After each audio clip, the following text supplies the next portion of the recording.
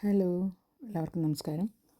അപ്പോൾ ഞങ്ങൾ ഇന്നലെ ആർക്ക് ഡി ട്രയംഫിൻ്റെ അവിടുന്ന് കുറച്ചൊക്കെ കറങ്ങി ഒരു സബ്വേ പോയിട്ട് ഉച്ചക്കത്തെ ഭക്ഷണം കഴിച്ചിട്ട് ഇങ്ങനെ നടന്നു വരുന്ന വഴിയാണ്. അപ്പം അവിടെ പാരീസിൽ നമ്മൾ ഏത് വഴി നടന്നാലും ശരി, എല്ലാം നല്ല ആർക്കിടെക്ചറുള്ള കുറേ ഭംഗിയുള്ള ബിൽഡിങ്സ് കാണും.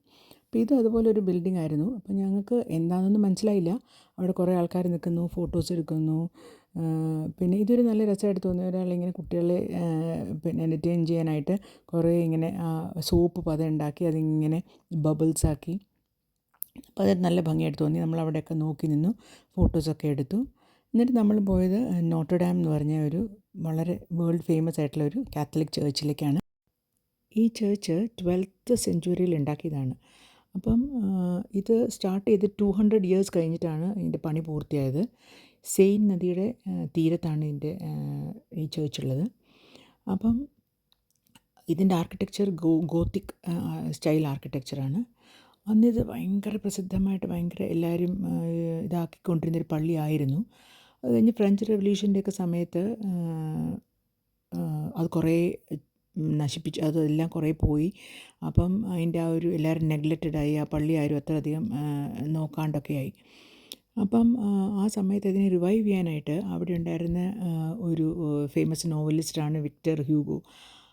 അവരുടെ ഒരു നോവലാണ് the hunch back of Notre Dame എന്ന് പറഞ്ഞു. അപ്പം ആ നോവലിൽ എന്താണെന്ന് വെച്ചാൽ ഈ പള്ളിയിൽ നോട്ടർഡാമിലുള്ള ഒരു മണിയടിക്കുന്ന ഒരു ചെറിയ പയ്യനും ഒരു അവിടുത്തെ പള്ളിയിൽ വരുന്ന ഒരു ചെറിയ പെൺകുട്ടിയായിട്ട് ഒരു ഇഷ്ടത്തിലാവലും അവരുടെ ആ ലവ് സ്റ്റോറിയും, അത് കഴിഞ്ഞ് അവർ ആ ലവ് സ്റ്റോറി, പക്ഷേ അതൊരു ട്രാജിക് എൻഡ് ആയിരുന്നു. പക്ഷേ ആ നോവൽ വളരെ ഫേമസ് ആയിട്ടുള്ള നോവലായി. അപ്പോൾ നോട്ടർഡാമിനെ പറ്റി എല്ലാവരും അറിയാൻ തുടങ്ങി. പാരീസിൽ തന്നെ എല്ലാവരും ആര് വന്നാലും നോട്ടർഡാം വിസിറ്റ് ചെയ്യാണ്ട് പോവില്ല. അപ്പം അതിൻ്റെ ആ ഒരു പഴയ പ്രൗഢി വീണ്ടും അത് കിട്ടിയതിന്. പക്ഷേ 19th സെഞ്ച്വറിയിലാണെന്ന് തോന്നുന്നു അതിന് വലിയൊരു പിന്നെ തീപിടുത്തം ഉണ്ടായിട്ട് എൻ്റെ മുകളിലത്തെ ഇതൊക്കെ ആ ടോംബ് പോലത്തെ അതൊക്കെ പോയി. അപ്പോൾ അതൊക്കെ അവർ റിവൈവ് ചെയ്തുകൊണ്ടേ ഇരിക്കുക. ഇപ്പോഴും പണി കഴിഞ്ഞിട്ടില്ല. എന്തോ ഭാഗ്യത്തിനാണ് നമുക്കകത്ത് കയറാൻ പറ്റിയത്. അപ്പോൾ അവിടെ മാസ് നടക്കുകയായിരുന്നു. അപ്പോൾ നമ്മൾ മാസൊക്കെ കുറച്ച് നേരം അവിടെ ഇരുന്ന് കേട്ടു.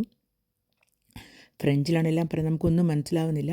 പക്ഷെ എന്നാലത് കാണാനും കേൾക്കാനും അത്രയും ആൾക്കാർ വന്നാൽ നല്ല പീസ്ഫുള്ളായിട്ടുള്ളൊരു സ്ഥലമാണിത്.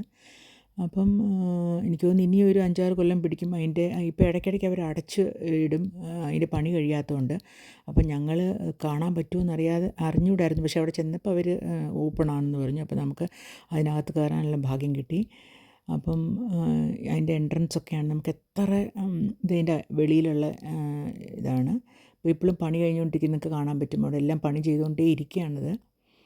അത് കഴിഞ്ഞ് ഞങ്ങൾ അവിടുന്ന് തന്നെ, ഞാൻ പറഞ്ഞില്ലേ സെയിൻ്റെ അടുത്തായതുകൊണ്ട് നമ്മൾ അവിടുന്ന് സെയിൻ റിവറിലേക്ക് ഇങ്ങനെ ഈ പാലം ക്രോസ് ചെയ്താൽ നമുക്ക് ഇറങ്ങാം. ഇവിടുന്ന് ഇതാണ് നോട്ടർഡാം പള്ളി. അപ്പം നമ്മൾ അവിടുന്ന് നടന്ന് സെയിൻ റിവറിൻ്റെ താഴെ വന്നു. അപ്പോൾ വളരെ ആരും ഇല്ലായിരുന്നു. വൈകുന്നേരമായി, ഏകദേശം ഒരു 5:30 ആയി. അപ്പോൾ ഇവിടെ 7 മണിയായിട്ടേ ഇരുട്ടാവുള്ളൂ. അപ്പം ഞങ്ങൾ അവിടെ ഇരുന്ന് കുറേ നേരം. അപ്പോൾ ചെറിയ ബോട്ടുകൾ അങ്ങോട്ടും ഇങ്ങോട്ടുമൊക്കെ ടൂറിസ്റ്റുകളെ കൊണ്ട് പോകുന്നതും അതൊക്കെ കണ്ടുകൊണ്ട് അവിടെ ഇരുന്നു. ഞങ്ങൾ നേരത്തെ വന്നപ്പോൾ ഒരു പ്രാവശ്യം പോയതുകൊണ്ട് ഞങ്ങൾ ഈ ബോട്ട് റൈഡിന് പോയില്ല. അപ്പോൾ അങ്ങനെ അവിടെ വളരെ നന്നായിട്ട് കുറച്ച് നേരം അങ്ങനെ വൈകുന്നേരം സ്പെൻഡ് ചെയ്ത് അവിടെ ഇരുന്നിട്ട് ഞങ്ങൾ തിരിച്ച് ഞങ്ങളുടെ എയർബിഎൻബിയിലേക്ക് പോയി. അപ്പോൾ ഇനി നാളെ മറ്റു വിശേഷങ്ങളായിട്ട് വരാം. ബൈ.